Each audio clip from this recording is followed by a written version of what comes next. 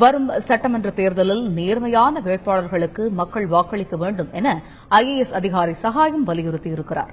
இது தொடர்பாக எமது செய்தியாளர் பாஸ்கர் அவருடன் நடத்திய நேர்காணலை பார்க்கலாம். 2016 தமிழக சட்டப்பேரவை தேர்தல் நடைபெறக்கூடிய நிலையில வாக்காளர்களுக்கு சகாயம் IAS அவர்களுடைய அறிவுரை என்ன என்பது குறித்து கேட்போம்.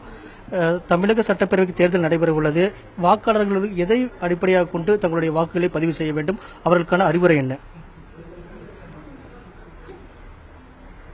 தமிழக சட்டமன்ற தேர்தல் 2016 தமிழக வாக்காளர்கள் எவருக்கு வேண்டுமானாலும் வாக்களிக்கலாம், ஆனால் கவருக்கு வாக்களிக்க கூடாது என்பதுதான் இன்றைய செய்தியாகும். தங்களுடைய வேட்பாளர்கள் அவர்கள் எந்த மதத்தை, எந்த சாதியை, எந்த இனத்தை சார்ந்தவர்களாக வேண்டுமானாலும் இருக்கலாம்.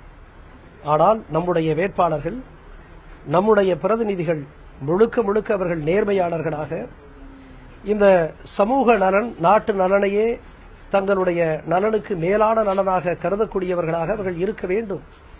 எனவே அந்த வகையில் அவர்கள் தகுதியை பார்த்து தமிழக வாக்காளர்கள் தேர்வு செய்ய வேண்டும் என்று நான் எண்ணுகிறேன், விரும்புகிறேன். இன்னும் சொல்லப்போனால், நான் ஏற்கனவே சொன்னதைப் போல உலகத்தில் ஒவ்வொரு நாட்டிற்கும் ஒரு பெருமை உண்டு. இந்தியாவை பொறுத்தவரைக்கும் பூமி பந்திலே உலகத்திலே மிகப்பெரிய ஜனநாயக நாடு என்கின்ற பெருமை அதற்கு உண்டு.